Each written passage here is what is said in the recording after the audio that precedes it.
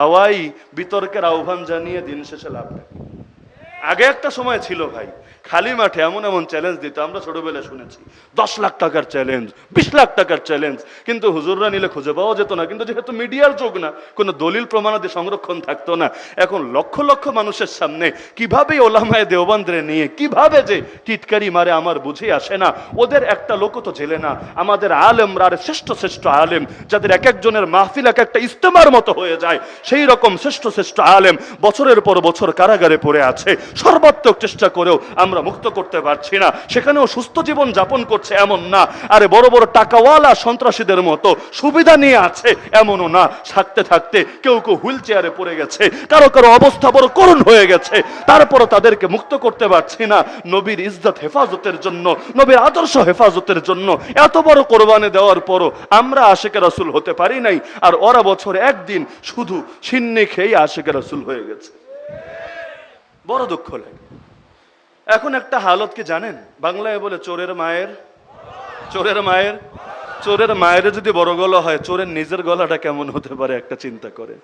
আর দুনিয়ায় একটা আরবিতে প্রবাদ বাক্য আছে, আল মারউ ইয়াকিসু আলা নাফসিহি, মানুষ নিজের উপর অন্যরে তুলনা করে। এই যে কথায় কথায় গালিগুলো দেয়, এমনি এমনি না। একটা ঘটনা আছে, এক আল্লাহর বান্দা ইমাম সাহেব, শুধু দিনের বেলা ইমামতি করে তা না, রাতের বেলা ঠিক মতো তাহাজ্জুদ পড়ে। এখন রাতের বেলা তাহাজ্জুদ পড়ার জন্য উঠেছে, আগের যুগ, উজু করার জন্য পুকুর পাড়ে যেতে হবে। পুকুর পাড়ে গিয়েছে, গিয়ে দেখে পুষ্করিণীর ঠিক অপর পারে আরেকজন লোক নেমেছে পানিতে। এখন বেচারা তো তাহাজ্জুদ পড়ার জন্য উঠেছে, সে ভাবছে আল্লাহ তোমার জমিনে কত নেককার বান্দা এখনো আছে, সুবহানাল্লাহ, রাত জেগে তারাও এসে উজু করে, গোসল করে, এরপর তোমার সামনে নামাজ দণ্ডায়মান হয়। তারা নিজেদের বিছানার সুখ শান্তির দিকে তাকায় না, তোমার ইবাদতের জন্য নিজেদের ঘুমকে কোরবান করে দেয়।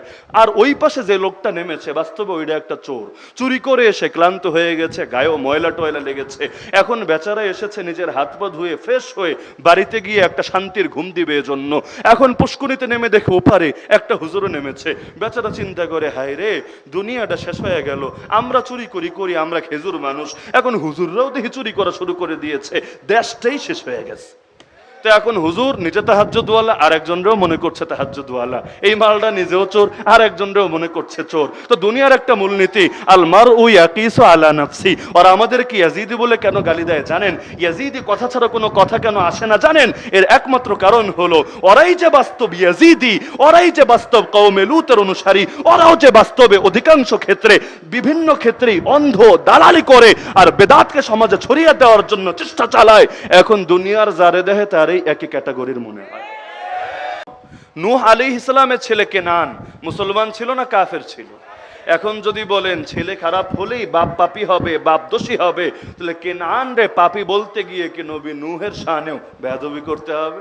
যদি বলেন বাপ খারাপ হলে বাপের পাপের দায় আসবে সন্তানের কাঁধে, নবী ইব্রাহিম আলাইহিস সালামের বাপ আজর মুসলিম ছিল না মুশরিক ছিল? আল্লাহর দ্বীনের খাদেম ছিল না নমরুদের পার্লামেন্টের মেম্বার ছিল? তাহলে এখন বলবেন কি যে আজরের পাপের কারণে সেই পাপের দায় এসে পড়বে নবী ইব্রাহিমের কাঁধে? এই কথা বলার হিম্মত আছে কারো? কিন্তু ইয়াজিদ আর মুআবিয়া রাদিয়াল্লাহু আনহুর প্রশ্ন আসলো কে এই কাজটাই করে। অনেকে ইয়াজিদের সমালোচনা করতে করতে মুআবিয়া রাদিয়াল্লাহু আনহুকে নিয়েও বিতর্ক করে। আবার একদল মুআবিয়া রাদিয়াল্লাহু আনহু মহব্বত দেখাতে দেখাতে ইয়াজিদরাও মাথায় তুলে নাচে, গর্বের সঙ্গে বলে হযরত ইয়াজিদ রাহমাতুল্লাহি আলাইহি। আবার বলে ইয়াজিদ রাহমাতুল্লাহি আলাইহি রাতের বেলা এই কয় রাকাত তাহাজ্জুদ পড়তেন, জিন্দেগিতে নাকি তাহাজ্জুদ ছাড়েন নাই। এমন এমন ফজিলত আর মানাকিব বলা শুরু করে, মনে হয় ইয়াজিদের চাইতে বড় কোনো কুতুব, বড় কোনো গাউস, বড় কোনো আবদাল, বড় কোনো পীরানে পীর, দস্তেগীর, খাজায় বাবা কোনো কিছু জমিনে হতেই পারে না। দুই রকম লোক আছে কিনা?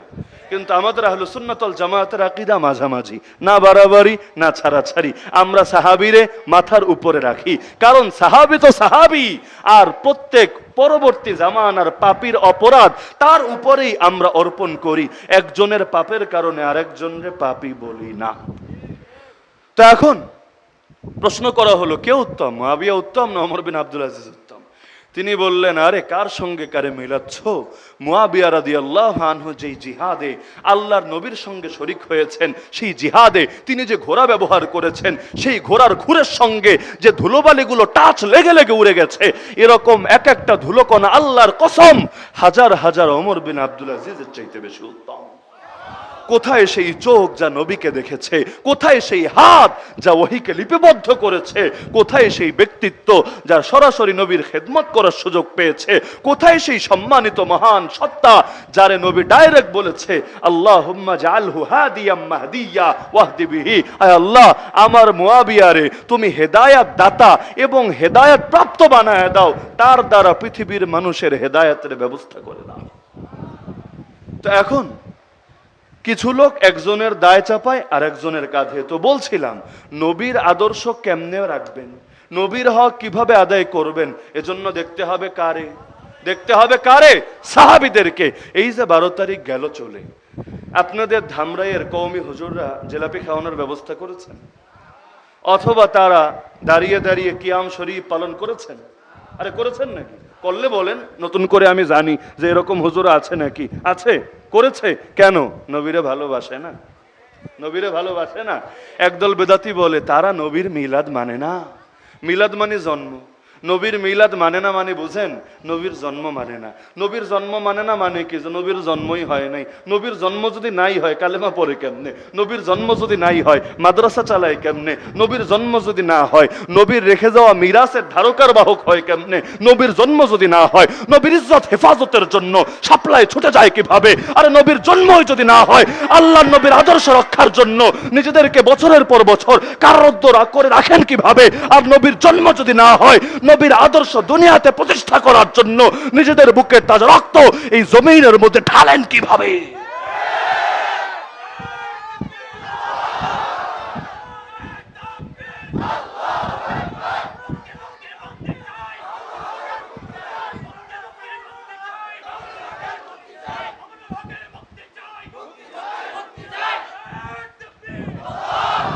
তো এখন নবীর মিলাদ মানেন না? কিও আপনারা মানেন না নবীর মিলাদ? দুনিয়াতে একটা হিন্দুও দেখাতে পারবেন না, একটা খ্রিস্টানও না, একটা বৌদ্ধও না, একটা নাস্তিকও না যারা নবীর জন্ম মানে না। নবীর জন্ম মানেন না? বলবে হ্যাঁ হ্যাঁ, যদি এখন তর্কের খাতিরে বলে মানে কিন্তু আলোচনা করে না, আমি বলবো তাহলে আমাকে কওমি হুজুরদের লেখা এমন একটা সিরাতের কিতাব দেখাও যেখানে আলোচনা নবীর জন্ম থেকে শুরু না হয়ে এক লাফে 40 বছর বয়স থেকে শুরু হয়, হেরা গুহায় যে ওহী এসেছে সেখান থেকে শুরু হয়, জন্ম থেকে 40 বছর পুরোটা মাইনাস করে দেয়। এই রকম একটা সিরাতের কিতাব জানা থাকলে আমারে বলো, আছেনি?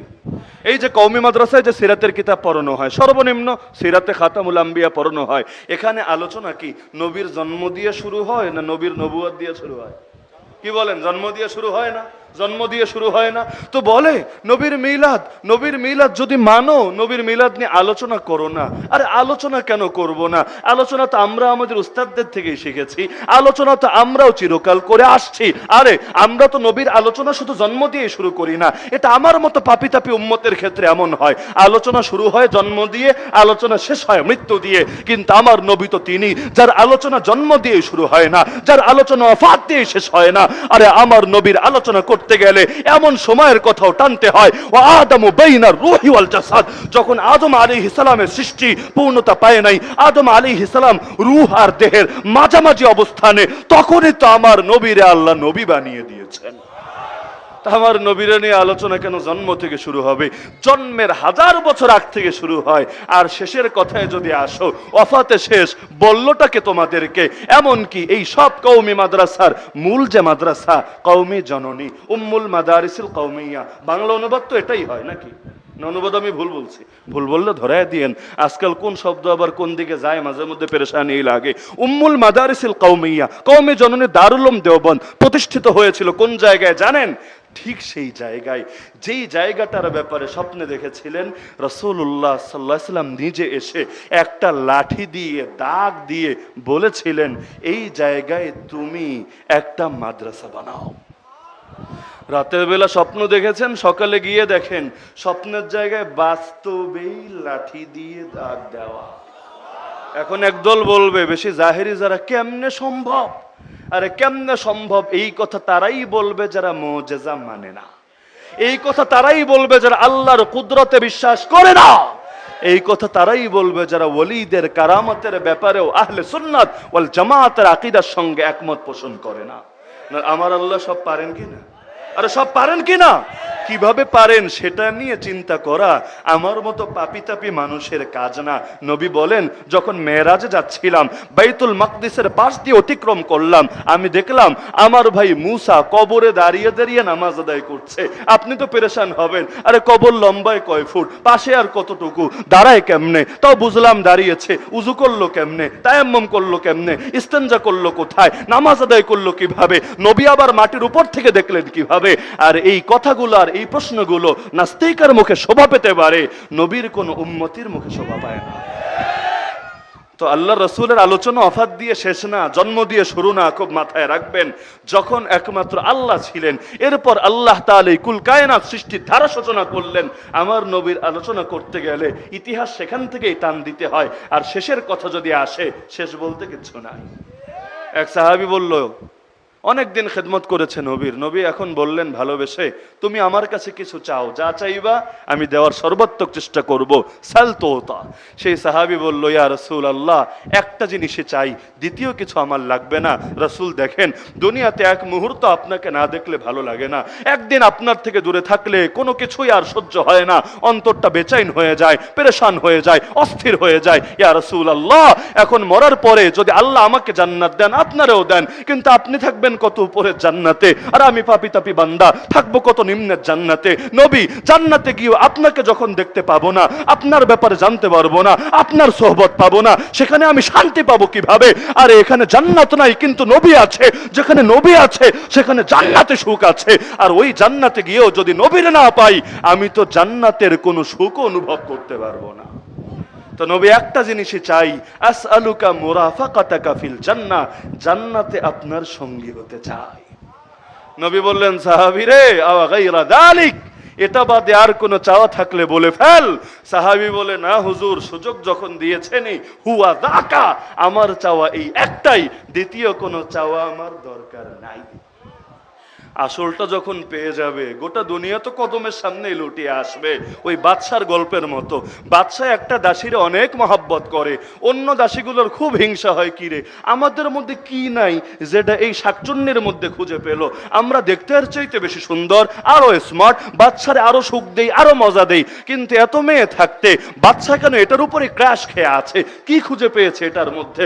এখন বাদশার কানেও চলে গেল, ভেতরে ভেতরে ফিস ফিস ফিস ফিস চলছে, হেরেমের মধ্যে অনেক ধরনের আলোচনা ছড়িয়ে গেছে, সবাই কৌতূহলী, কি আছে এই দাসীর মধ্যে যে আপনি এর প্রেমে পাগল পারা হলেন? বাদশা বললেন, ঠিক আছে, আমি একদিন এটার উত্তর মুখে দিব না, সবাইরে বাস্তবে বুঝাইয়া দিব। এখন সবাইরে একদিন ডাকলো, ডাকার পরে বলল, তোমাদের সবার জন্য একটা করে আমি সুযোগ দিচ্ছি, যা চাইবা তাই দেওয়া হবে, তবে একটা জিনিসই চাইতে পারবা, দ্বিতীয় কিছু চাওয়ার সুযোগ পাবা না। এখন প্রত্যেকের দিলেরই তো কিছু লোভ থাকে, কিছু আকাঙ্ক্ষা থাকে। আপনারা যদি জিজ্ঞেস করা হয় কি চান, কেউ বলবে আমি প্রধানমন্ত্রী হতে চাই। কি চান? আমি একটা 6 তলা বাড়ি চাই। কি চান? আমি একটা হেরিয়ার বা ল্যান্ড ক্রুজার বা বিএমডব্লিউ গাড়ি চাই। কি চান? আমি একটা R15 মোটরসাইকেল চাই। এক একজনে এক এক রকম শখ আছে না? আছে, যে যেটা চায় সে সেটাই বলবে। এক দাসী আইসা বলে এতগুলো সোনা চাই, এক দাসী আইসা বলে এতগুলো হীরা চাই, যে যা চাচ্ছে বাদশা অকাতরে দিয়ে যাচ্ছে, চাইতে চাইতে চাইতে সবাইরে দেওয়া শেষ হলো। এবার সেই দাসী সিরিয়াল আসলো, যারা নিয়ে সবার হিংসা, যারা নিয়ে সবার কৌতূহল, যে শাকচুন্নিটার মধ্যে আছেটা কি, বাদশা এর প্রেমে কেন এত পাগল পারা? বাদশা জিজ্ঞেস করলো, তুমি কি চাও, এবার তুমি বলো। সে এক বাক্যে বলল, বাদশা জাহাপনা, কোনো বেয়াদবি নিয়েন না, আমি আপনাকে চাই। এখন অন্য সবাই বুঝে ফেললো তাদের চাওয়া তো ভুল হয়েছে, তারা একটা একটা জিনিস চেয়েছে, একটা একটা জিনিসই পেয়েছে। আর এই দাসী সব জিনিস যার হাতে, তারই চেয়ে বসেছে, তারে যখন পাবে গোটা সম্পত্তি কদমের তলায় এমনি লুটিয়ে পড়বে। তো সাহাবী অন্য কৌশল কেন কাজে লাগাবেন? চান্স যখন পেয়েছেন, আসলটাই বললেন, নবী কিচ্ছু লাগবে না, আপনার সঙ্গী হতে চায়। নবী বললেন, ঠিক আছে, রাজি। ফাআইননি আলা নাফসিকা বিকাসরাতিস সুজুদ, তবে একটা কাজ তুমি করো, বেশি বেশি নফল নামাজ পড়ে, বেশি বেশি আল্লাহর সিজদা দিয়ে তোমারে যাতে আমার সঙ্গী বানাতে পারি, এজন্য তুমি আমাকে হেল্প করো। তাহলে যেটা বলছিলাম, নবীর হক কিভাবে আদায় করবেন জানতে চাইলে কাদেরকে দেখতে হবে? আচ্ছা আমারে বলেন তো, আবু বকরের চাইতে আমরা নবীকে বেশি ভালোবাসবো এটা সম্ভব? ওমরের চাইতে বেশি সম্ভব? ওসমানের চাইতে বেশি সম্ভব? আলীর চাইতে বেশি সম্ভব? হাসান হুসাইনের চাইতে বেশি সম্ভব? আরে আম্মা জান আয়েশার চাইতে বেশি সম্ভব? খাদিজার চাইতে বেশি সম্ভব? রাদিয়াল্লাহু আনহুম ওয়া আনহুন্না আজমাইন। উপরন্তু বাস্তবতা আমি স্বীকার করি, আমার নিজের কাছে মনে হয় আবু তালেবের চাইতেও বেশি ভালো বাঁচতে আমরা পারি নাই, আবু তালেবের চাইতেও বেশি কোরবানি দিতে আমরা পারি নাই। এমন এমন সময়ে নবীর পাশে থেকেছে যার চাইতে অনেক সহজ সহজ পরীক্ষা আসলেও আমরা নবীর সুন্নতে জবাই দিতে দেরি করি না। সামান্য সৌন্দর্যের জন্য, সামান্য 2 পয়সা চাকরির জন্য, সামান্য দুনিয়ার কোনো স্বার্থের জন্য কিভাবে নবীর সুন্নতগুলোর একটা একটা করে কোরবানি দেই, কোনো পরোয়া করি না। আমি আরো অবাক হই ওই সমস্ত তথাকথিত নামধারী আশিক রাসূলদেরকে দেখে যারা দাবি করে নবীর ইশক তাদের ভেতর থেকে লুটিয়ে লুটিয়ে পড়ে, অথচ আল্লাহর নবীর সুন্নতের আলোকে নিজের মাথা থেকে পা পুরো দেহকে সাজাবে এই ব্যাপারে লজ্জা বোধ করে অন্তরে। তো এখন নবীর হক আদায় করতে চাইলে সাহাবীদেরকে দেখতে হবে। সাহাবীদের চাইতে কোরআন বেশি বোঝা সম্ভব না, সাহাবীদের চাইতে হাদিস বেশি বোঝা সম্ভব না, সাহাবীদের চাইতে নবীর প্রেম দিলের মধ্যে বেশি থাকা সম্ভব না, সাহাবীদের চাইতে নবীর খেদমত বেশি করা সম্ভব না। সব ক্ষেত্রে তারাই যখন এগিয়ে, কিভাবে এগিয়ে জানেন? জান্নাতে যাওয়ার পর সবচাইতে বড় পুরস্কার কি হবে আমি যদি জিজ্ঞেস করি আপনাদেরকে, হয়তো এক একজন এক এক জবাব দিবেন। কেউ বলবেন 72টা হুর পেয়ে যাওয়াকে, কেউ বলবেন মদের নহর পেয়ে যাওয়াকে। কিন্তু বাস্তবতা হলো হাদিস জানিয়েছে জান্নাতের সবচাইতে বড় নেয়ামত হবে যখন রব দর্শন দিবেন আপনাকে, নিজের চোখে ডাইরেক্ট রবকে দেখতে পাবেন, আর রব ডাইরেক্ট আপনারা জানিয়ে দিবে, বান্দা চিরতরে খুশি হয়ে গেছি, সন্তুষ্ট হয়ে গেছি তোদের উপরে, আর কোনোদিন রাগ করব না, আর কোনোদিন নারাজ হব না, সুতরাং এই জান্নাত থেকেও কোনোদিন তোদের বেরিয়ে যেতে হবে না। তো যেই সন্তুষ্টির ঘোষণা জান্নাতে পাওয়াটা হবে, জান্নাতের সবচাইতে বড় নিয়ামত ওয়া রিদওয়ানুম মিনাল্লাহি আকবার। আল্লাহ সামান্য সন্তুষ্টিও সবচাইতে বড় পাওয়া, যার চাইতে বড় কোনো প্রাপ্তি বান্দার জন্য হতে পারে না। যেই সুসংবাদ পাওয়ার জন্য জান্নাতে যাওয়া তো অপেক্ষা করা লাগবে, আর নবীর সাহাবীরা এই পৃথিবীতে বসে সেই সুসংবাদ পেয়ে গেছে। রাদিয়াল্লাহু আনহুম ওয়া রাদু আন, কোরআনের আয়াত না? সাহাবীদের নাম শুনলে রাদিয়াল্লাহু আনহু বলেন না, মানেটা কি? অর্থ তো এটাই, আল্লাহ খুশি হয়ে গেছেন তাদের উপরে, তারাও খুশি হয়ে গেছে আল্লাহর উপরে। আরে আল্লাহ যাদের উপর খুশির ঘোষণা জানিয়ে দিয়েছে দুনিয়ার বুকে, তাদের চাইতে বড় বুজুর্গ জমিনের বুকে আর কে হতে পারে? দুনিয়ার সব পীরান পীর দস্তগীরের আমলরে যদি এক পাল্লায় রাখেন, আর নবীর একজন সাহাবীর পায়ের ধুলারে আর এক পাল্লায় রাখেন, বলেন তো কোন পাল্লা ভারী হবে? ধুলার পাল্লা না সব পীরের পাল্লা? তো এই যে কওমের হুজুররা নবীর প্রেম দেখাতে গিয়ে সাহাবীদের খেলাফ কোনো কাজ করে না, যেই কাজ খুলাফায়ে রাশেদিন করেন নাই, যেই কাজ আশারায়ে মুবাশশারা করেন নাই, যেই কাজ আহলে বাইত সাহাবীরা করেন নাই, যেই কাজ নবীর ঘোষিত 3 প্রজন্ম সাহাবী তাবেঈ তাবে তাবেঈ করেন নাই, তো এইগুলা না করাটাই কি নবীর শিক্ষা, নাকি তাদের বিপরীতে গিয়ে নতুন কিছু করাটা নবীর শিক্ষা? নবী তো বলে দিলেন জান্নাতে যেতে চাইলে 3 নম্বর কিছু লাগবে না, 2টা জিনিস ধরলেই চলবে। আল্লাহর হক কেমনে আদায় করবা? আমারে দেখো। আমার হক কেমনে আদায় করবা? সাহাবীদের দেখো। নবী বলে গেলেন চলে যাচ্ছি, ভয়ের কোনো কারণ নাই, কোনোদিন পথ হারাবা না, 2টো জিনিস রেখে যাচ্ছি, যদি এই 2টোকে ধরে রাখতে পারো। কি সেই 2টা? একটার নাম আল্লাহর কিতাব কোরআন, দ্বিতীয়টার নাম নবীর সুন্নাহ। যদি ধরে রাখো কোনোদিন পথ হারাবে না। তো এখন কোরআন ধরেছে হুজুররা, নবীর সুন্নাহ ধরেছে হুজুররা, সাহাবীদের আদর্শ ধরেছে হুজুররা।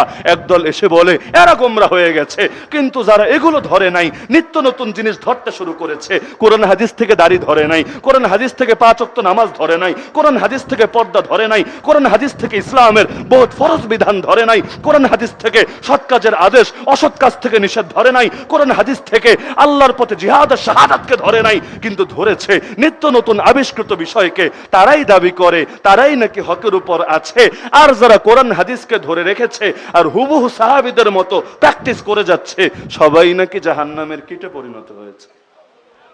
এখন ওদেরকে সত্যবাদী মানবেন না নবীরে সত্যবাদী মানবেন? নবীর সার্টিফিকেটেই চলবে না দুনিয়ার এই ভণ্ডদের সার্টিফিকেট আমাদের লাগবে? আরে যারা আল্লাহ এবং তার রাসূল সার্টিফিকেট দেয়, দুনিয়ার কোনো সার্টিফিকেট তার লাগে না। আপনাদের সমাজে এমন লোক আছে কিনা আমাকে বলেন যারা মাদ্রাসার হুজুরদের দেখতে পারে না, যারা মাদ্রাসার এতিম ছোট ছোট বাচ্চাদেরকে দেখলে নাক ছিটকায়, গালি দেয়, এমন লোক আছে নাকি নাই? আরে তুই কেন, গোটা দুনিয়ার সবাই মিলেও যদি গালি দেয়, নাক ছিটকায়, এতে কি আসে যায়? যাদেরকে দেখলে আসমানের ফেরেশতারাও নিজেদের ডানা গুটিয়ে নেয়, যাদেরকে দেখলে গর্তের পিঁপড়া থেকে সমুদ্রের মাছ সকলে আল্লাহর কাছে দোয়া করে, আরে যাদেরকে দুনিয়ার সকলে চেনে তাদেরকে তোর মতো জাহান্নামের কীট না চিনলে কিচ্ছু আসে যায় না। তো নবী সার্টিফিকেট যথেষ্ট না আমাদের জন্য? তো নবী বলেছেন তার আদর্শ আর সাহাবীদের আদর্শ যদি ধরতে পারেন তাহলেই মুক্তি পাবেন। কিন্তু বড় দুঃখ লাগে কোথায় জানেন? নতুন একটা গালি আবিষ্কার হয়েছে, আপনারা শুনেছেন কিনা আমি জানি না। গালিটা হলো ওয়াহাবি। শোনেন নাই আপনারা? আরো কিছু গালি আছে এর সমর্থক, খারেজি, ইয়াজিদি, ইয়াজিদের প্রেতাত্মা, নবীর দুশ্মন, আছে বহুত গালি। কিন্তু একটা গালি খুব চলে, এটা হইলো ওয়াহাবি। একদিকে নাকি ওয়াহাবি আর একদিকে সুন্নি। সুন্নি কারে বলে? যারা সিন্নি খায় বেশি করে। আর ওয়াহাবি কারে বলে? যারা হুবহু কোরআন হাদিস আর সাহাবীদের আদর্শকে আঁকড়ে ধরে রাখে আর তাদের নবোদ্ভাবিত আদর্শগুলো মানে না, তাদেরকে বলে ওয়াহাবি। হ্যাঁ, গালি তোমরা যা দাও, ব্যাপার না। আগেই বলেছি আমাদের চামড়া পর্যাপ্ত মোটা, আলহামদুলিল্লাহ। নবীর থেকে আমরা শিখেছি দ্বীনের জন্য গালি খাওয়া সুন্নত, সুবহানাল্লাহ, আলহামদুলিল্লাহ। জিকির করা যেমন সুন্নত, দ্বীনের কাজ করতে গিয়ে জেল খাটা, দ্বীনের কাজ করতে গিয়ে গালি খাওয়া, এটাও নবীর সুন্নাত। কিন্তু আমার বড় দুঃখের একটা জায়গা, এই যে কথায় কথায় গালি দেয়, আমারও দেয় আপনাদেরও দেয়, ওয়াহাবি। আমার বড় দুঃখের জায়গা এখানে। ওয়াহাব আল্লাহর নাম। ওয়াহাব কার নাম? আল্লাহ তাআলার 99 নাম হয়তো অনেকের এখানে মুখস্থ আছে। আল্লাহ ওয়ালা শব্দের যে অর্থ, হক্কানি, আল্লাহর একটা নাম আছে হক। হক্কানির দুইটা অর্থ, এক হলো হকপন্থী আর একটা অর্থ হলো হকওয়ালা, আল্লাহওয়ালা। রব্বানি একটা অর্থ হলো রবওয়ালা, রবের পথে পরিচালিত। একইভাবে রহমানওয়ালা, রাহিমওয়ালা, বরকতওয়ালা। সকল ক্ষেত্রে এই যে শব্দগুলো আমরা ব্যবহার করি, এ ধরনেরই একটা শব্দ হলো ওয়াহাবি। ওয়াহাব হলো আল্লাহর নাম। ওয়াহাব হলো মহান দাতা, সবকিছুর দাতা। দুনিয়ার আমরা কেউ দাতা না। আমরাও আমাদের ছাত্রদেরকে এটা শিখাই, দেখো জ্ঞানের দাতা আমরা না, আমরা তোমাদেরকে কোনো জ্ঞান দিতে পারবো না, আমরা জাস্ট ট্রাই করতে পারবো, চেষ্টা করতে পারবো। দাতা একজনই, নাম তার আল্লাহ। সুতরাং আমিও চেষ্টা করি, তুমিও চেষ্টা করো, কিন্তু খবরদার আল্লাহর নাফরমানি কইরো না, গুনাহ করো না, অন্তরটাকে কালো বানিয়ে ফেলো না। না হলে এলেমের দাতা যিনি, তিনি কিন্তু এলেম দিবেন না। আমি যতই চেষ্টা করি, তিনি না দিলে আমরা দিতে পারবো না। তো ওয়াহাব কে? আরে বলুন ওয়াহাব কে? আল্লাহ। এটা আপনারাও নিয়মিত পড়েন, রব্বানা লা তুজিগ কুলুবানা বাদা ইয হাদাইতানা ওয়া হাব লানা মিন লাদুনকা রাহমা। তারপর যারা যারা জানেন বলেন, তারপর জোরে বলেন, ইন্নাকা আনতাল ওয়াহ্হাব। আল্লাহ একমাত্র আপনিই হচ্ছেন ওয়াহ্হাব। তো ওয়াহ্হাব আল্লাহর নাম, অর্থ হলো মহান দাতা। এর সঙ্গে যখন ইয়া লাগায় তখন শব্দটা হয় ওয়াহাবি। ওয়াহাবি মানে হইল আল্লাহওয়ালা। ওয়াহাবি মানে কি? ওয়াহাবি মানে কি? তো ওয়াহাবি বলে গালি দেওয়ার দ্বারা অর্থটা কি দাঁড়ায়? অর্থ তো এটাই দাঁড়ায়, আমরা আল্লাহওয়ালা, ওরা ইবলিসওয়ালা। আমরা রবওয়ালা, ওরা শয়তানওয়ালা। আমরা আল্লাহ তাআলার আদর্শের উপর প্রতিষ্ঠিত, ওরা দাজ্জালি আদর্শের উপর প্রতিষ্ঠিত। না হলে গালি হয় কিভাবে আমাকে বুঝান। জেনে বুঝে আল্লাহর নাম নিয়ে কেউ ট্রোল করলে, জেনে বুঝে আল্লাহর নাম নিয়ে কেউ ব্যঙ্গ করলে, জেনে বুঝে আল্লাহর নাম নিয়ে কেউ বিদ্রুপ করলে, সে কি আর ইমানদার থাকে না বেঈমান হয়ে যায়? বাংলাদেশের নামধারী সুন্নি সমাজ সাবধান, সাবধান, সাবধান। যেহেতু আমার আলোচনা নিয়মিত ফলো করেই থাকে, প্রত্যেকের উদ্দেশ্যে বলছি সাবধান। আল্লাহর নাম নিয়ে ফাইজলামি করতে এসো না, আল্লাহর বান্দারা সয়ে নেবে না। গালি দিতে মন চাইলে আমাদেরকে গালি দাও, যা দিয়ে মন চায় তা দিয়ে গালি দাও। আর এক যুদ্ধ চলছে মুসলমান আর কাফেরদের মধ্যে। যুদ্ধে নবীর অনেক সাহাবী উপস্থিত ছিল। এক কাফের মুসলমানদেরকে খেপানোর জন্য নবীরে নিয়ে গালিগালাজ শুরু করলো। কারণ কাফেররা জানতো রেগে গেলেন তো হেরে গেলেন। মুসলমানরা যদি রাগাতে পারে, মুসলমান যুদ্ধের কৌশলে ভুল করে ফেলতে পারে, সমর কৌশলে যদি ভুল হয়, কাফেররাই জয়ী হবে, মুসলমানরাই হেরে যাবে। তো মুসলমানদেরকে রাগানোর জন্য বারবার আল্লাহ নবীকে নিয়ে গালিগালাজ করতে লাগলো। কারণ আমাদের ঈমানের উৎস নবী, আমাদের দুনিয়ার সকল কিছুর উৎস নবী, আমাদের ভালোবাসার উৎস নবী। আল্লাহরে চিনেছি নবীর দ্বারা, কোরআন পেয়েছি নবীর দ্বারা, নিজেকে মুসলমান বলতে পারছি নবীর দ্বারা, সবকিছুর মূলে তো নবী। আরে নবীরা যদি মাইনাস করে ফেলি আমরা আর হেদায়েতের উপর থাকবো কিভাবে? তো এখন নবীরে গালি দিলেও যদি মুসলমান না জাগে তাহলে আর এগুলো নিয়ে চিন্তা করা লাগে না, বোঝা যায় এগুলো কাফেরদের পোষা কুত্তায় পরিণত হয়েছে। আর যদি বাস্তবেই মুসলমান মুসলমান হয়ে থাকে তাহলে নবীরে নিয়ে গালি দিলে সে উত্তেজিত হবেই হবে, আর যুদ্ধের ময়দানে উত্তেজিত হলে তারা পরাজিত হবেই হবে। কৌশল কাজে লাগিয়ে নবীরে নিয়ে গালি দিতেই লাগলো আর দিতেই লাগলো। সেই সাহাবী চিৎকার করে বলে উঠলো, সাবধান হয়ে যা। আরে তোর আমারে গালি দিতে মনে চাইলে দে, সব মুসলমানদের গালি দিতে মন চাইলে দে, কিন্তু খবরদার দয়ার নবীরে নিয়ে গালি দিস না, মুসলমান সয় নেবে না। কিন্তু সে তার গালিগালাজ চালিয়ে যাচ্ছে তো যাচ্ছেই। সেই সাহাবী এবার তরবারি হাতে নিয়ে ঘোড়ার উপর থেকে লাফ দিয়ে নিচে পড়লেন, চিৎকার করে বললেন, এই জালেম শোন, আমার নাম এটা, আমার বাপের নাম এটা, আমার মায়ের নাম এটা, তুই আমারে গালি দে, আমার বাপরে গালি দে, আমার মায়েরে গালি দে, আমি সয়ে নেব, তবে খবরদার নবীরে গালি দিস না, আমি দ্বিতীয়বার সহ্য করব না। তারপরও সেই জালেম তাকে গালি দিল না, তার বাবাকে না, তার মাকে না, গালি দিতে লাগলো মুহাম্মদুর রাসূলুল্লাহ সাল্লাল্লাহু আলাইহি ওয়াসাল্লামকে। আর যায় কোথায়? খোলা তরবারি নিয়ে ওদের ভিড়ের মধ্যে ঢুকে যেতে লাগলেন। আর অন্য সাহাবীরাও তারে বলছে, যাচ্ছ কোথায়? এতগুলো কাফিরের ভিড়ে ঢুকলে তুমি আর জিন্দা ফিরে আসতে পারবা না। তিনি জবাব দিচ্ছে, আমার জিন্দা থাকা লাগবে না, আমি মুর্দা হয়েও নবীর ইজ্জতকে যদি জিন্দা রাখতে পারি আমার আর কিছু লাগবে না।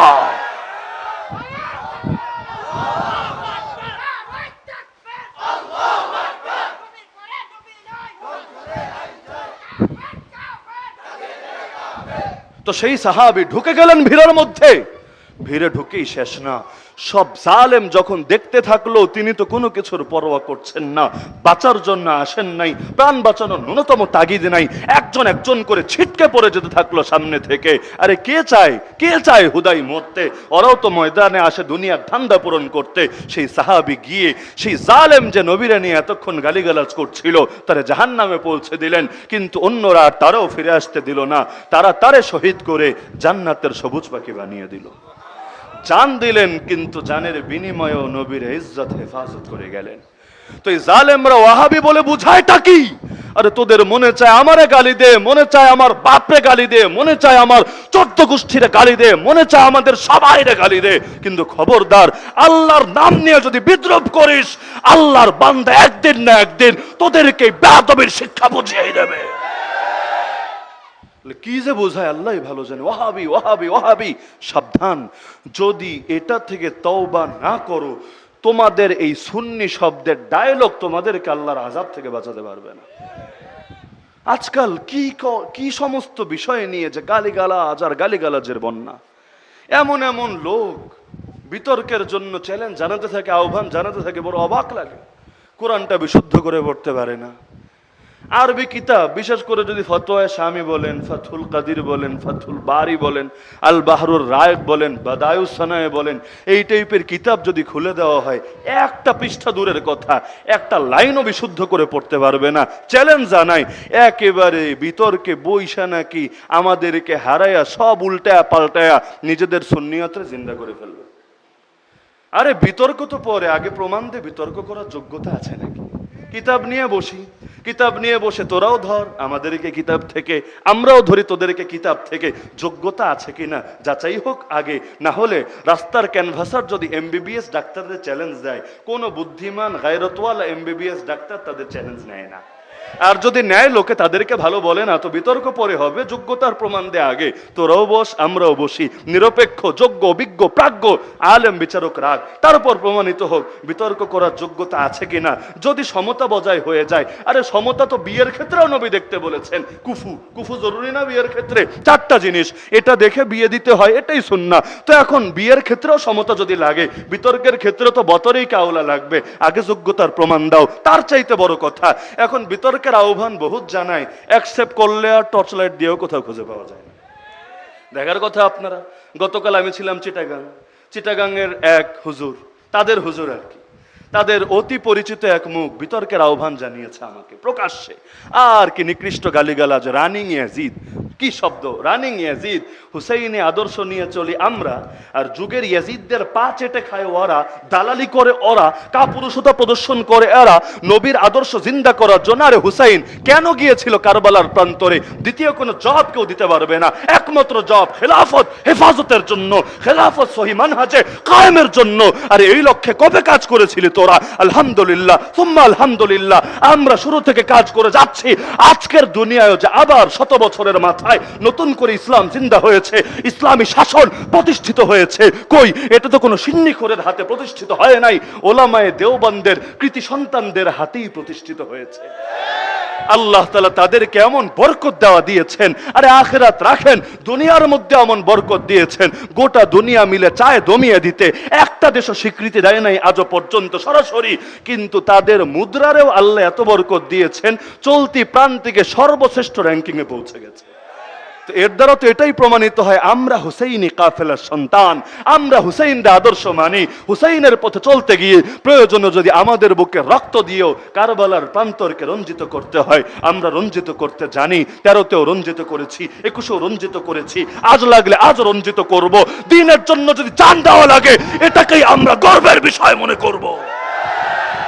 কবে পিছিয়ে গেছে হকপন্থী ওলামায়ে কেরাম? বাতিলের ভয়ে কবে পিছিয়ে গেছে? কিছুই নাই, কিছুই নাই, খালি হাত। কিন্তু যার দিলে আছে আল্লাহর উপর ভরসা, দুনিয়ার কিছু থাক বা না থাক, আল্লাহর দিনকে রেখে সে কখনো পিছে ফিরে যেতে পারে না।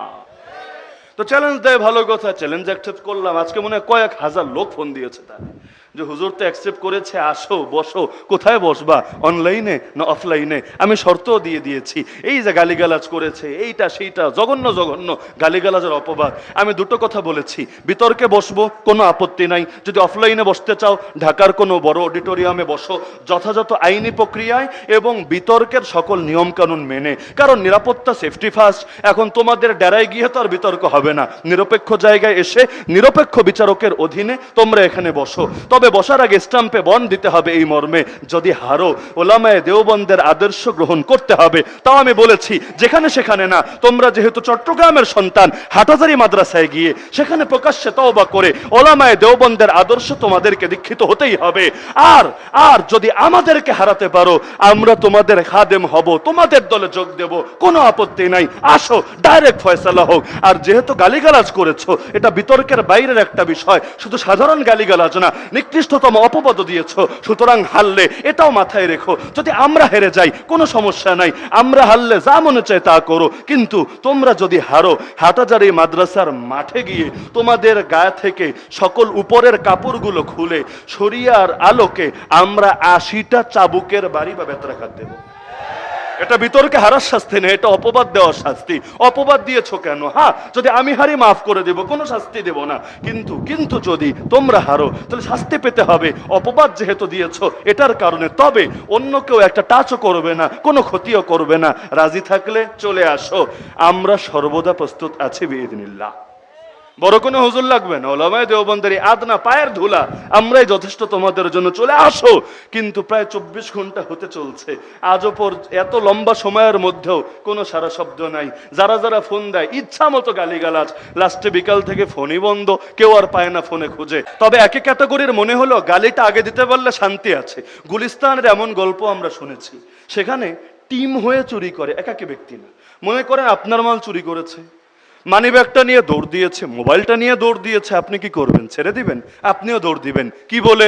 ওই ধর ধর ধর, চোর চোর চোর চোর, এভাবে বলতে বলতে আপনি দৌড়াচ্ছেন, ও দৌড়াচ্ছে, আপনি তো মনে মনে খুশি, এলাকা সবাই তো চলে আসবে আপনার পক্ষে। একটু পর দেখলেন আরো কয়েকজন একসাথে বলছে চোর চোর চোর চোর, আপনি তো আরো খুশি। আরে এখন আর আমার চিন্তার কারণ নাই, 10 মিলে করি কাজ, হারে জিতে না হিলাজ, 10-এর লাঠি 1-এর বোঝা। সবাই মিলে এখন চেষ্টা যখন শুরু করেছি, চোরটারে ধরবো, মালটা ফেরত পাবো। দৌড়াতে দৌড়াতে দেখে চোর এক চিপা গল্লিতে ঢুকেছে। সে এখন ভাবছে চিপা গল্লিতে ইচ্ছা মতো মাইর দেওয়া যাবে, কেউ ফিরাতেও বেশি আসবে না, বেশি ঝামেলাও হবে যাবে না, রাস্তায় জ্যাম লাগার ভয় নাই যে পুলিশে সরিয়ে দিবে, ওরা জনমের মতো বানানো যাবে। কিছু দূর গিয়েছেন, এখন দেখেন চোর উল্টা আপনার দিকে ফিরে এসে চিৎকার শুরু করেছে, এই চোর চোর চোর, ধর ধর ধর। আপনি তো বেরেছেন, কি রে এইটা আবার কি হইলো? আগে শুনলাম চোরের মায়ের বড় গলা, এখন দেখি চোরের তার চাইতে আরো বড় গলা। চোর আবার কারে চোর বলে? কিছু বুঝে ওঠার আগেই দেখছেন পেছনে পেছনে যারা দৌড়ে এসেছে ওরাও আপনারা ধরে বানানো শুরু করেছে। আপনি বলছেন আরে আমি চোর না তো, এইটা আসল চোর। এখন তারা আরো বলছে ফাইজলামি ছাড়, আর একদিকে করেছিস চুরি আর একদিকে শুরু করেছিস ভণ্ডামি, খবরদার তোর মুখ সামলা, কোনো ভণ্ডামি চলবে না। সবাই মিলে মেরে আহত করে ফেলে দিয়েছে। যাওয়ার সময় কানে কানে বলে এসেছে, পাগল কোন জায়গায় ঢিল ছুটতে হয় তাই বুঝলি না, আমরা সবাই এক দলেরই লোক, এইটা আমাদের পাতানো ভাত। তো গালিটা আগে দিতে পারলেই হলো সুবিধা। আপনারা ওদেরকে গালি দিবেন বেদাতি বলে, আপনারা ওদেরকে গালি দিবেন দুনিয়ার বিভিন্ন শব্দ দিয়ে। এখন অগ্রিম ওরা গালিটা দিয়ে রাখে আপনাকে, নিজেদের নাম দিয়ে দিয়েছে সুন্নি, অথচ সুন্নত মানেন আপনি আর বেদাত মানে ওরা। নামটা কেন সুন্নি আগে ভাগে নিয়েছে জানেন? যাতে করে বেদাতি বলতে পারেন না আপনি। তবে একটা জায়গায় ঝামেলা আছে, চোর চুরি করলেও কিছু ক্লু রেখে যায় না? পুলিশ বের করে কেমনে চোর রে? ক্লুগুলো দেখেই তো। খুনি ধরা খায় কিভাবে? ক্লুগুলোর কারণেই তো। এরা যে মূর্খ, এটার একটা আলামত গালির মধ্যেও লুকে আছে। বলবেন কিভাবে? ওই যে ওয়াহাবি গালিটা শোনালাম না আমি, ওয়াহাবি। যদি দেখেন এখানে কয়টা প্যাচ আছে। এক নম্বরে যারে নিয়া গালিটা দেয়, যদিও তিনি আমাদের বড় কোনো হুজুর না, তিনি সৌদি আরবের মানুষ, ওলামায়ে দেওবন্দের কোনো আকাবিরও না তিনি, মোহাম্মদ বিন আব্দুল ওয়াহাব নজদি, তারে নিয়েই তো গালিটা দেয় ওয়াহাবি। আচ্ছা ওয়াহাব কি তার নাম? বলেন না তার নাম। তার নাম হলো মোহাম্মদ। তার নাম কি? যারে নিয়ে গালিটা দেয় তার নাম কি? মোহাম্মদ। তার বাপের নাম কি? তার বাপের নাম ওয়াহাব না, ওয়াহাব তা আল্লাহর নাম। তার বাপের নাম আব্দুল ওয়াহাব, আর বিন মানে হইল পুত্র, সান। তো এখন মোহাম্মদ বিন আব্দুল ওয়াহাব মানে হইল আব্দুল ওয়াহাবের পুত্র মোহাম্মদ। এখন যদি বুঝাতে চাই আমরা তার অনুসারী, তাহলে যুক্তির দাবি ছিল গালিটা কি দিবে জানেন? গালি দিবে মোহাম্মদি। বলেন না গালি কি দিবে? গালি কি দিবে? মোহাম্মদি। কারণ এটা বোঝাতে চায় যে আমরা মোহাম্মদ নজদির অনুসারী, আমরা তাদেরকে ফলো করি। যদিও কথাটা বাস্তব না, তাও তর্কের খাতিরে মানলাম বাস্তব। গালি কি দেওয়া দরকার ছিল? এটাই যুক্তির কথা, এটাই ব্যাকরণের কথা। ওলামায়ে কেরাম আছেন, আপনারা প্রয়োজনে জিজ্ঞেস করেন, তাহকিক করেন। আর আমার আলোচনা তো ওদের কাছে যাবে। যদি কোথাও কোনো ভুল পায় আসমান জমিন গরম করে ছাড়বে। তো ওদের প্রতিক্রিয়া দেখলেও বুঝবেন কথা কি হাসা না কথা মিছা। তো এখন যুক্তির দাবি ছিল কি গালি দিবে? কি গালি দিবে? আরে জোরে বলেন না, কি দিবে? মোহাম্মদি। কিন্তু ভেজালটা কোথায় লেগেছে জানেন? মোহাম্মদ তো শুধু তার নাম না, আমার নবীর নাম কি? নবীর নাম কি? এখন যদি বলে মোহাম্মদি, মোহাম্মদি, কওমের হুজুররা মোহাম্মদি, আলী হাসান ওসামা মোহাম্মদি, ধামরাই ওলামায়ে কেরাম ইমাম সাহেবানরা মোহাম্মদি যদি দাবি করে, লোকে বলবে ওরা যদি মোহাম্মদি হয় তোরা কি? তোরা কি আবু জাহেলি? প্রশ্ন আসবে কিনা? প্রশ্ন আসবে কিনা? কারণ দুই বিপরীত জিনিস একটা যদি দাবি করে আপনার ব্যাপারে, তার মানে বিপরীতটা সে। সে যদি আপনারে বলে তুই একটা আওয়ামী লীগ, আপনি তারে বলবেন তাইলে তুই কি? তুই একটা বিএনপি। এটাই তো স্বাভাবিক। তো যদি আমাদের গালি দেয় মোহাম্মদি, মোহাম্মদি, আমরা মোহাম্মদ ওয়ালা, তাহলে আমরা তো খুব সহজেই বলবো তোরা আবু জাহেলি, তোরা আবু জাহাল ওয়ালা। বড় বিপদে এখন। এখন পাগল হইল মাথায় কিছু না কিছু তো থাকে। পাগলরাও দেখেন না খাওয়া দাওয়া করে। কিছু পাগল এমন আছে ইচ্ছাকৃত লাফালাফি করলো কারেন্টের তারগুলো এড়াচ্ছে। তো এখন মোহাম্মদি বললে ব্যবসাটা বন্ধ হয়ে যাবে। এখন কি করার? তাইলে বাপের নাম দিয়ে গালি দেখ। এখন বাপের নাম দিয়ে যদি বলে আবদি অথবা আব্দুল ওয়াহাবি, এখানেও একটা বেসাল। আব্দ মানি হইল গোলাম, আব্দ মানি হইল দাস। আমার নবীর সবচাইতে বড় পরিচয় তিনি আল্লাহর গোলাম। আমরা কালেমাও পড়ি ওয়াশহাদু আন্না মুহাম্মাদান আবদুহু ওয়া রাসূলু। আমি সাক্ষ্য দিচ্ছি মুহাম্মদ সাল্লাল্লাহু আলাইহি সাল্লাম তার এক নম্বর পরিচয় তিনি আল্লাহর আব্দ, আল্লাহর গোলাম, আল্লাহর বান্দা। দুই নম্বর পরিচয় তিনি আল্লাহর রাসূল। এখন যদি গালি দেয় আব্দি আব্দি আব্দি, তার মানে আমরা আল্লাহর গোলাম, আমরা আল্লাহর গোলাম, আমরা আল্লাহর গোলাম। যদি বলে আব্দুল ওয়াহাবি, তাহলে অর্থ তো ঘুরে ফিরে এটার দ্বারাই শুধু সবকিছু সাব্যস্ত হচ্ছে না। আব্দুল ওয়াহাবি, আব্দুল ওয়াহাব ওয়ালা। আব্দুল ওয়াহাব ওয়ালা আবার কি? আব্দুল ওয়াহাব তো আর আব্বা, আব্বা কি দোষ করেছে? যদি নতুন কোনো মতবাদ চালু করে, ওরা দাবিও করে, তাহলে মোহাম্মদ করেছে, বাপে কি দোষ করেছে? এখন আব্দুল ওয়াহাবি বললেও ভেজাল, আব্দি বললেও ভেজাল। যদি এখন আমাদের ডাইরেক্ট বলে আব্দুল ওয়াহাব, তাহলে আমরা আল্লাহর গোলাম হয়ে যাই। তাহলে আমরা যদি আল্লাহর গোলাম হই, এর বিপরীত ওরা শয়তানের গোলাম হয়। যদি বলে কওমের হুজুররা আব্দুল ওয়াহাব, আরে আরে ওলামায়ে দেওবন্দ আব্দুল ওয়াহাব, তাহলে বলতে হবে ওরা আব্দুল দাজ্জাল, বলতে হবে ওরা আব্দুল শয়তান, বলতে হবে ওরা আব্দুল তাগুত, বলতে হবে ওরা আব্দুল ইবলিস। এটাও ভেজাল। এখন যায় কই, যেদিকে টান দেয় সেদিকেই ভেজাল। ভাবলো মাঝামাঝি একটা তাইলে কাম করি, বাপের নামের ল্যাঞ্জাটা দিয়া গালি দেই ওয়াহাবি। কিন্তু বলদরা ক্লুটা রেখে গিয়েছে। কোন ক্লু? এই ক্লু যে ওয়াহাবি আমরা, কথা সত্য, আমরা ওয়াহাবি, আমরা আল্লাহ ওয়ালা। ক্লু এটাই রয়ে গেছে তোর গালির মধ্যেই, যে তুই হচ্ছিস শয়তান ওয়ালা। নিজের বিছানো গর্তের মধ্যে, নিজের কাটা গর্তের মধ্যে নিজেই গিয়ে পতিত হয়েছে। ভিন্ন কোনো ব্যাখ্যা থাকলে হাজির করুক। হ্যাঁ, এখন কথাটা সত্য প্রমাণিত করার জন্য যদি বিভিন্ন দূরবর্তী ব্যাখ্যা ট্যাখ্যা টানে, যেমন লুতি শব্দ ইত্যাদি শব্দ, এগুলো দিয়েই হয়তো জবাব টবাব দিবে, সেটার ব্যাপারে আমাদের বক্তব্য আছে। আরে আদব চিনলি না আর বেয়াদবি চিনলি না, ঘুরে পেঁচায়া যদি সত্য সাব্যস্ত করতে হয়, দুনিয়া সব কিছুরই সত্য সাব্যস্ত করা যায়, কিন্তু এটা আদবের দাবি না। যদি বালাগাত নিয়ে, আরবি সাহিত্যের অলঙ্কার শাস্ত্র নিয়ে ন্যূনতম পড়াশোনা থাকতো, ওরা বুঝতো আদব কারে বলে, বেয়াদব কারে বলে। এক কবি কবিতা লিখেছে, ওমা বি ইলা মা ইন সিওয়ান নীলি গুল্লাতুন ওয়ালাউ আন্নাহু আস্তাগফিরুল্লাহ জামজামু। নীল নদের পানি ছাড়া কোনো নদীর পানির উপর আমার কোনো আসক্তি নাই, অন্য দুনিয়ার যে কোনো ওয়াটার হোক এটার প্রতি আমার কোনো কামনা নাই, বাসনা নাই, মোহ নাই, আসক্ত নাই। এমনকি আস্তাগফিরুল্লাহ যদি সেটা জমজমের পানিও হয়। দুনিয়ার যে কোনো বালাগাতের কিতাব আপনি খোলেন, প্রসিদ্ধ কিতাবগুলো, আমরা ক্লাসের মধ্যে এটা পড়ে এসেছি। যদিও আস্তাগফিরুল্লাহ কবি বলে নিয়েছে, তারপরও এটা আদব না বেয়াদবি হয়েছে। তো এখন তোমরা যদি ব্যাখ্যা ট্যাখ্যা সাব্যস্ত করে এইটারে ভাষাগত দৃষ্টিকোণ থেকে সহি প্রমাণ করতেও চাও, ভাষা তো সাব্যস্ত হবে, তবে তোমরা বেয়াদব এটা প্রমাণিত হয়ে যাবে। অনেক জায়গা হলো এমন, এখানে একটা টান দিলে দুইটা ভেজাল লাগে। আমি আপনার একটা আলু দেখায় যদি জিজ্ঞেস করি, ওগো আমার ধামরাইয়ের ভাই, এইটার নাম কি? আপনি বললেন হুজুর চিনি তো আমি, এটার নাম পটল। দেখাইলাম আমি আলু, আপনি কি বললেন? পটল। এর দ্বারা কিন্তু একটা জিনিস না, দুইটা জিনিস সাব্যস্ত হয়েছে। কি জানেন? এক নম্বরে আপনি আলু চেনেন না, দুই নম্বরে আপনি পটলও চেনেন না। কোন একটা যদি চিনতেন অন্তত এই ভুলটা করতেন না। বাক্য বললেন একটা, আমি মেসেজ পাইয়া গেলাম দুইটা। এই যে গোলাম আহমদ কাদিয়ানি, ও যে ভণ্ড, এই ভণ্ডত্বের একটা প্রমাণ এটাও, তার উপর ওহী এসেছে তার নিজের ভাষ্য অনুসারে। মোট কয় ভাষায় জানেন? বেশি না, 7 ভাষায়। কয় ভাষায়? কয় ভাষায়? আমার নবীর উপর ওহী এসেছে কয় ভাষায়? নবী মুসার উপর ওহী এসেছে কয় ভাষায়? নবী ঈসার উপর কয় ভাষায়? সকল নবীর উপর এক ভাষায়। আর গোলাম আহমদ কাদিয়ানের উপর কয় ভাষায়? বলেন না, কয় ভাষায়? 7 ভাষায়। অথচ কোরআন জানাচ্ছে, ওমা আরসালনা মির রাসূল ইল্লা বিলিসানি কওমি, আমি সকল রাসূল পাঠাই তার সম্প্রদায়ের ভাষা দিয়ে, তার বংশের লোকের ভাষা দিয়ে, তার জাতির ভাষা দিয়ে। তাহলে আমার নবীর ভাষা আরবি কেন? কোরআনের ভাষা আরবি কেন? কারণ নবীর বংশ কারা? কুরাইশ। কুরাইশের ভাষা চাইনিজ না, কুরাইশের ভাষা হিব্রু না, কুরাইশের ভাষা আরবি, নবীর ভাষাও আরবি। নবীর উপর যে ওহী এসেছে, সেটা কোরআন হোক, সেটা হাদিস হোক, তার ভাষাও, বলেন না, তার ভাষাও আরবি। তো কোরআন জানিয়ে দিয়েছে এটা। ওরাও দাবি করে ওরা কালেমা মানে, ওরাও দাবি করে ওরা কোরআন মানে। তো ভালো কথা, কোরআন মানতে চাইলে এই আয়াত তো মানতে হবে। নবীর উপর ওহী আসবে কার ভাষায়? তার বংশের লোকের ভাষায়, তার সম্প্রদায়ের লোকের ভাষায়, তার জাতির লোকের ভাষায়। এবার আসেন, গোলাম আহমদ কাদিয়ানির বংশ কি জানেননি আপনারা? জানেন না? ওর নামের আগেই আছে মির্জা। আমাদের দেশের মির্জা সাহেবরা না, আবার বড় বড় নেতাদের নামের আগেও মির্জা আছে। বাংলাদেশের মির্জা আলাদা আর ওই মির্জা আলাদা। মির্জা গোলাম আহমদ, বলেন না, মির্জা গোলাম আহমদ। কাদিয়ানটা কোথায় জানেননি আপনারা? কাদিয়ান কোথায়? পাঞ্জাবে। কাদিয়ান কোথায়? পাঞ্জাবে। তাহলে ওর সম্প্রদায়ের ভাষা কি বুঝতে চাইলে দেখতে হবে পাঞ্জাবের মির্জা সাহেবদের ভাষা কি। তাদের ভাষার নাম হইল পাঞ্জাবি। আপনারা যেটা গায়ে দিয়েছেন এটা না, ওদের ভাষার নাম কি? বলে না, ভাষার নাম কি? পাঞ্জাবি। তাহলে তার সম্প্রদায়ের ভাষা কি? পাঞ্জাবি। তো এখন তার উপর ওহী আসা দরকার ছিল কোন ভাষায়? কোন ভাষায়? কিন্তু এসেছে কয় ভাষায়? 7 ভাষা। কি কি?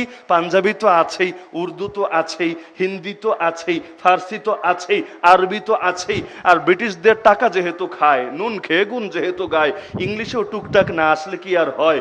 যত হুজুর মানুষই হোক, ইংলিশ একটু বলে ওদেরকে বোঝাতে হবে না? আমরাও পারি, আমরাও পিছিয়ে নাই। তো কিছু ওহী আবার ডাউনলোড হয়ে গেছে ইংলিশে আর সংস্কৃত ভাষা। তো এই কয়টা সব মিলে কয়টা হইল? বলেন, সব মিলে কয়টা? 7টা। এখন 7টা কি তার বংশের ভাষা? 7টা কি তার সম্প্রদায়ের ভাষা? আচ্ছা, বংশ কি মায়ের থেকে আসে না বাপের থেকে? আপনাদের ধামরাইয়া কার থেকে আসে? বাপের থেকে। তাহলে ওর বাপের থেকে যদি আসে মির্জা বংশের ভাষা, পাঞ্জাবি ভাষা, এটাই তো ওর ওহির ভাষা হওয়া দরকার ছিল, হয় নাই। হয়ে গেছে কয়টা? 7টা। এখন দেখেন ভেজাল একটা হয় নাই, ওই যে আগের উদাহরণ, ভেজাল একটা হয় নাই, ভেজাল হয়েছে 2টা। গিট্টু একটা লাগে নাই, গিট্টু লেগেছে 2টা। একটা খুলতে গেলে আর একটা বেশি কইরা লাগা যায়। কি এখন যদি বলেন যে সে হক নবী, এখন যদি বলেন সে হক নবী, 7টাই তার মাতৃভাষা, তার পিতৃভাষা, তার বংশীয় ভাষা, তার জাতির ভাষা, সুতরাং কোরআনের আয়াতের সঙ্গে কোনো বিরোধ নাই। তাহলে নবুয়ত তো ঠিক থাকে, নবুয়ত তো ঠিক থাকে, বংশটা ঠিক থাকে। বলবেন কেমনে? 7টা আবার বাপের ভাষা, বংশীয় ভাষা হয় কেমনে? বাপ যদি একজন হয়, বাপের ভাষা তো একটাই হবে। বাপ একজন হলে বাপের আসল ভাষা কয়টা হবে? নাকি আপনাদের এলাকায় 2টা হয়? আরে আসল ভাষা কয়টা হবে? একটা। 7টা ভাষা কখন হবে জানেন? যখন 7 জন মিলে মেহনত করেছে, কিন্তু এখন এই সিদ্ধান্তে উপনীত হওয়া যাচ্ছে না আসলে সন্তানটা কার। ওই যুগ তো আর এত আধুনিক চিকিৎসা বিজ্ঞান আসে নাই, ডিএনএ করে এখন সব বের করে ফেলবে আসলে কার। এখন মেহনত তো ব্রিটিশও করেছে, মেহনত তো হিন্দুস্তানের কেউ করেছে, পাকিস্তানের কেউ করেছে, অথবা ফার্সি ভাষাভাষী কেউ করেছে, বহুত জনে মিলে করেছে কাজ। 10 মিলে করি কাজ, হারি জিতে নাহিলাজ। এখন সে যে কার এটা নিয়ে কনফিউশন দেখা দিয়েছে, তাই বলে দেওয়া হয়েছে 7টাই তার বংশীয় ভাষা। তো এখন নবুয়ত ঠিক রাখতে গেলে বংশ যায় নষ্ট হইয়া, আর বংশ নষ্ট হলে নবুয়ত এমনি যায় নষ্ট হইয়া। কোন নবীর কি বংশ খারাপ থাকে? কোন নবীর জন্ম নিয়ে কি সন্দেহ থাকে? আর যদি এটা ঠিক রাখেন, না না না, তার আব্বা তো একজনই, বংশীয় ভাষা তো একটাই, তাহলে কোরআনের এই আয়াতের আলোকেও তার ভণ্ডামি প্রমাণিত হয়। কারণ যদি বংশ একটাই হয়, বংশীয় ভাষা একটা, ওহিও আসবে এক ভাষায়, কোরআনের আয়াতের দাবিও এটা, তোর উপর এসেছে 7 ভাষায়, সুতরাং কোরআন দ্বারাই প্রমাণিত তুই দাজ্জাল, কোরআন দ্বারাই প্রমাণিত তুই কাযযাব। তো এরকম উদাহরণ দিতে চাইলে রাত পার হবে, উদাহরণ শেষ হবে না। আমি জানি না আপনারা বিরক্ত হচ্ছেন কিনা। তো যেই প্রসঙ্গে আমি বলছিলাম যে এখন গালি তো ওরা দেয়, কিন্তু এক গালি দিতে গিয়ে 2 প্যাচ লাগায় দেয়। কি 2 প্যাচ? একদিকে ওরা সার্টিফিকেট দিয়ে দেয় আমরা আল্লাহওয়ালা, আর একদিকে এইটা অপরিহার্য দাবি হিসাবে প্রমাণিত হয়ে যায় ওরা হইল ধান্দাওয়ালা, ওরা হইল টেহাওয়ালা, ওরা হইল ক্ষমতাধরদের পা চাটনেওয়ালা, ওরা হইল যুগের ইয়েজিদদের প্রেতাত্মা।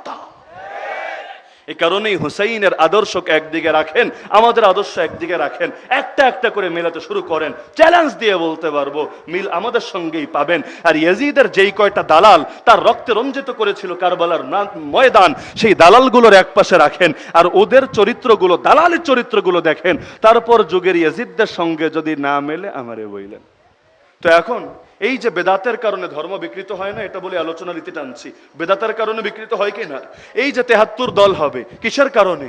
কারণ এক দল সহিটা ধরে রাখবে, আদি আসল অকৃত্রিমটা ধরে রাখবে, আর 72 দল বেদাতের পেছনে পড়ে যাবে। এবার আমারে বলেন, আপনারা বেদাত চান না সুন্নাত চান? বেদাত চান না সুন্নাত চান? কি বেদাত মাইনা নামধারী সুন্নি হইতে চান, না সুন্নত মাইনা আহলে সুন্নাত হতে চান? বলেন না, কি মেনে হতে চান? তো এখন সুন্নত মেনে যদি আহলে সুন্নত হতে চান, তাহলে সকলে ফিরে আসেন কোরআনের দিকে, সকলে ফিরে আসেন নবীর আদর্শের দিকে, সকলে ফিরে আসেন সাহাবীদের আদর্শ, খুলাফায়ে রাশিদিনের আদর্শ, আশরায়ে মুবাশশারের আদর্শ, আহলে বাইত সাহাবীদের আদর্শে। ইসলাম নিয়ে আর কোনো চিন্তা ফিকির থাকবে না। এই যে কনফিউজড হয়ে যাচ্ছেন, এত হুজুর, এত মত, এত দলাদলি, এত কিলাকিলি, যাব আমরা কোথায়? কোথাও যেতে হবে না, মূলে ফিরেন, দেখবেন আপনিও যা, আমরাও ইনশাআল্লাহ তা। এভাবেই উম্মার মধ্যে ঐক্য প্রতিষ্ঠিত হবে। সেই ঐক্য দিয়ে আবারও জমিনে হারানো ইসলামের পুনর্মর্যাদা ফিরে আসবে, আবারও জমিনে ইসলাম মাথা উঁচু করে দাঁড়াবে, সকল কুফুর শিরিক জাহেলিয়াতের পতন ঘটবে।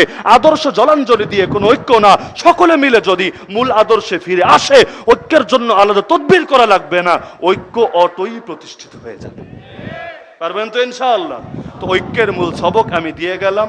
ইসলামের নামে যখন বহুত ভার্সন, কি করণীয় আপনার সেটাও আমি বলে গেলাম। এই বছর সবক শিখিয়ে গেলাম, আগামীতে কখনো দেখা হলে সবক জিজ্ঞাসা করে শুনবো ইনশাআল্লাহ।